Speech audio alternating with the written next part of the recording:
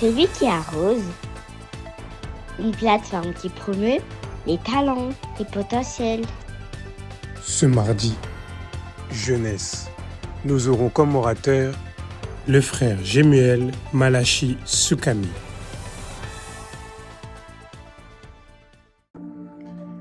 Shalom, shalom, bien-aimés dans le Seigneur, que Dieu vous bénisse abondamment.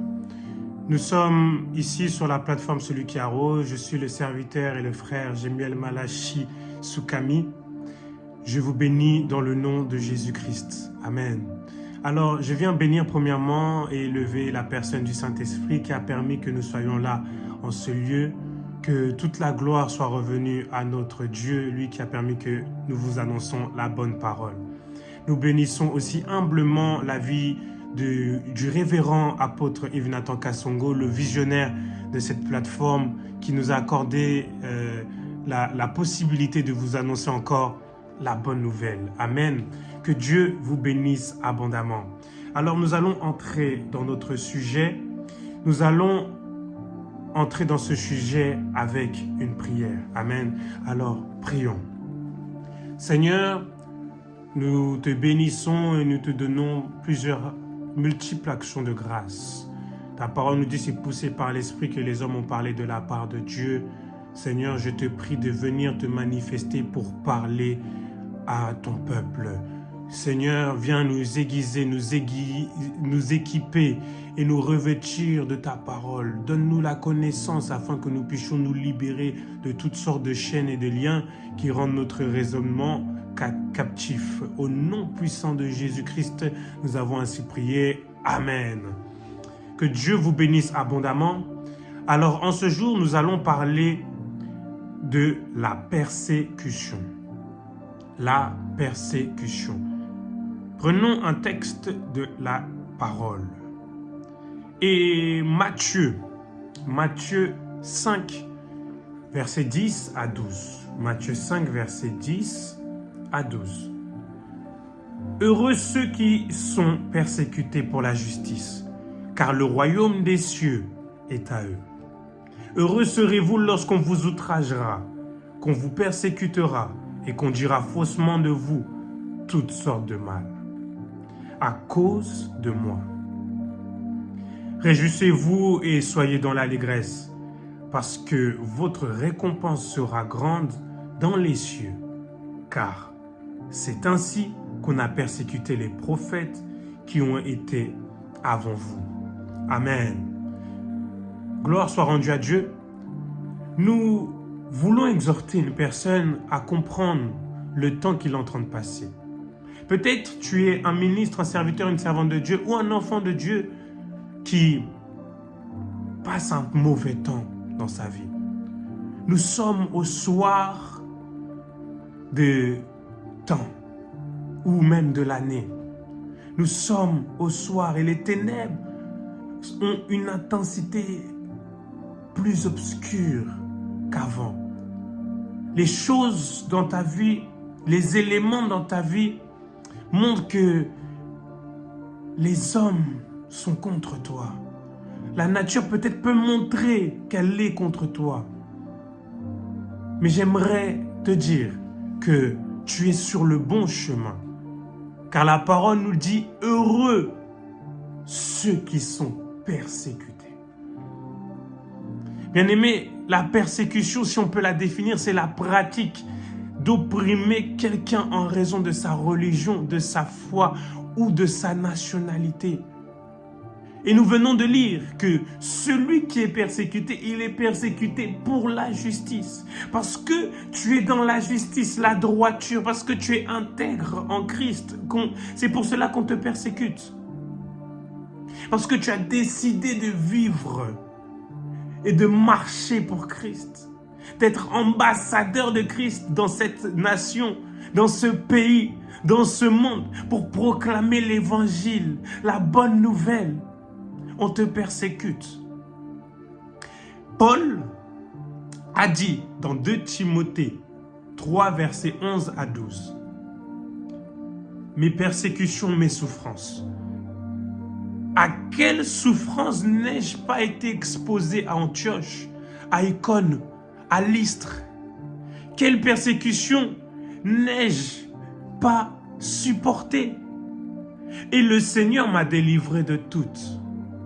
Or, tous ceux qui veulent vivre pieusement en Jésus-Christ seront persécutés. Bien-aimés, Paul est en train de dire, dans toutes les villes où je suis passé, quelles sont les souffrances qu'on m'a données? Tout et rien.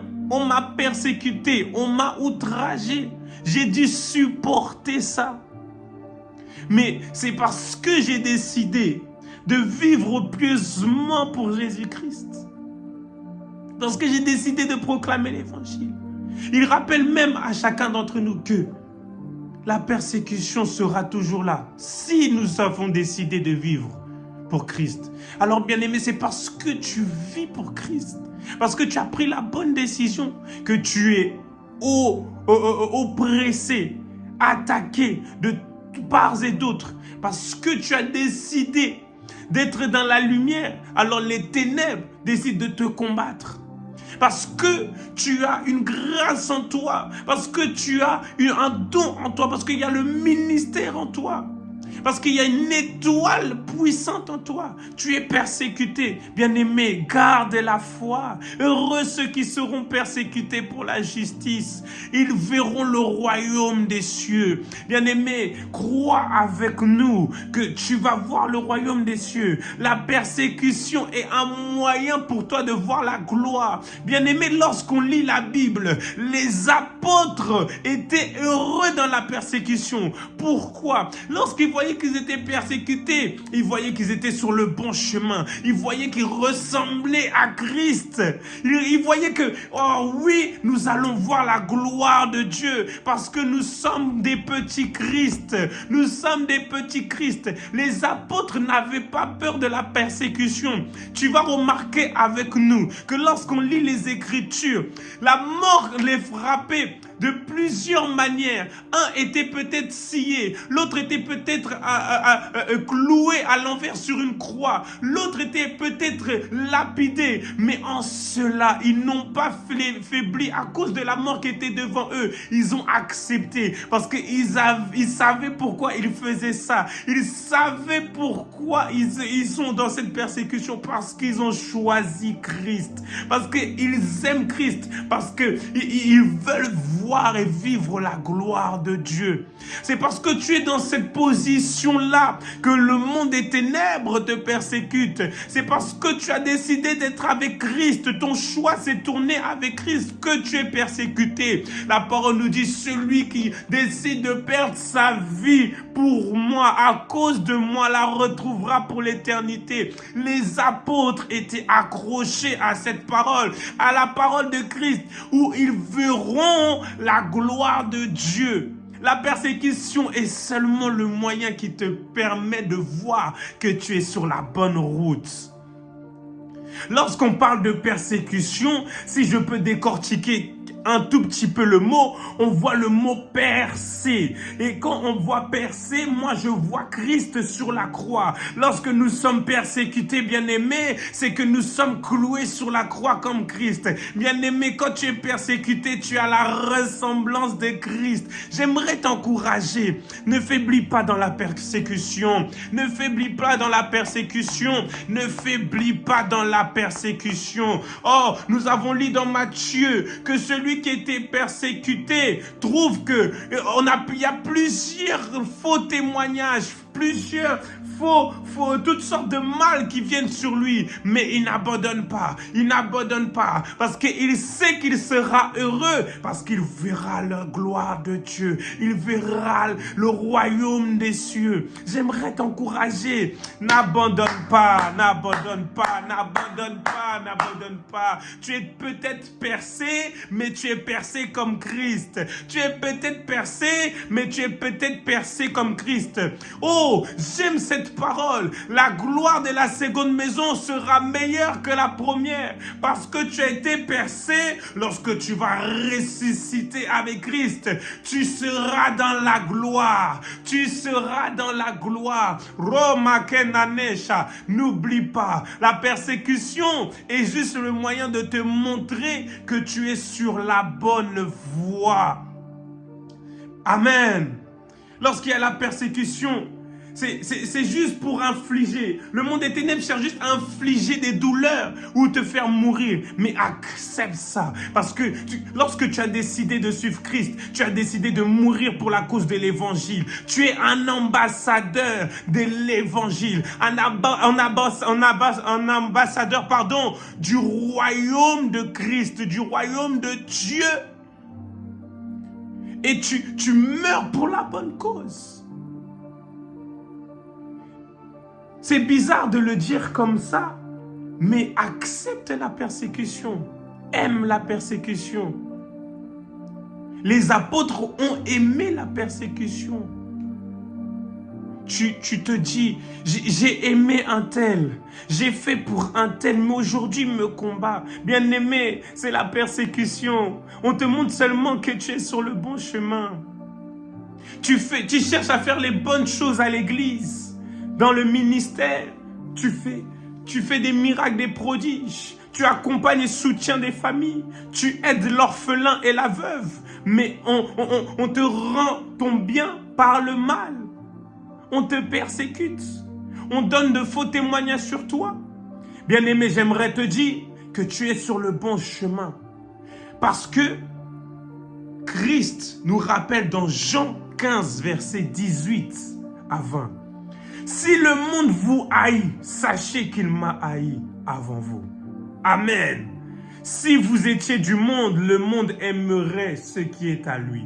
Mais parce que vous n'êtes pas du monde, parce que tu n'es pas du monde, parce que tu n'es pas du monde, et que je vous ai choisi du milieu du monde, à cause de cela, le monde vous haït. Souvenez-vous de la parole que je vous ai dite. Le serviteur n'est pas plus grand que son maître. S'ils m'ont persécuté, ils vous persécuteront aussi.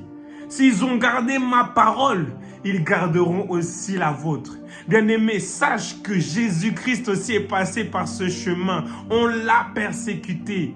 Comme on l'a persécuté, on te persécutera aussi. Mais sache que lorsqu'il y a cela, c'est que tu es dans le processus d'entrer dans une gloire future.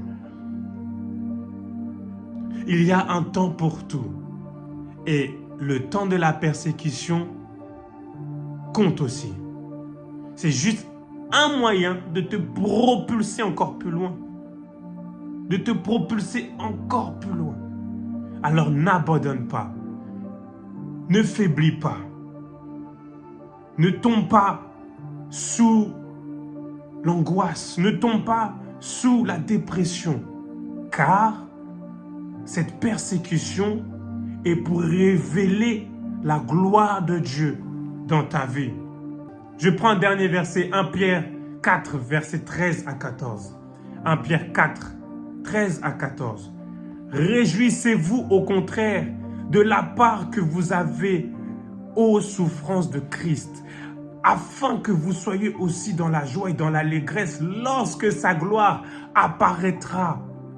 Si vous êtes outragés par le nom de Christ, vous êtes heureux, parce que l'Esprit de gloire, l'Esprit de Dieu repose sur vous. Bien-aimé, accepte cette persécution, car Christ est avec toi. S'il y a la persécution, c'est que l'Esprit de Dieu est avec toi. Il t'emmène, il t'emmène, il t'emmène. Oh, Psaume 23 nous dit, je traverse la vallée de l'ombre de la mort. Je ne crains aucun mal, car sa houlette et son bâton me rassurent. Sa houlette et son bâton me rassurent. Laisse-toi porter par l'assurance que Christ te donne dans la souffrance et la persécution, parce que la gloire de Dieu se révélera dans ta vie. Que Dieu vous bénisse abondamment, que Dieu bénisse sa parole, que ce message puisse t'apporter consolation, assurance et foi dans ce temps que tu traverses, que tu puisses aller plus loin, plus haut dans les hauteurs de la gloire de Dieu. Au nom de Jésus, nous avons ainsi prié. Amen.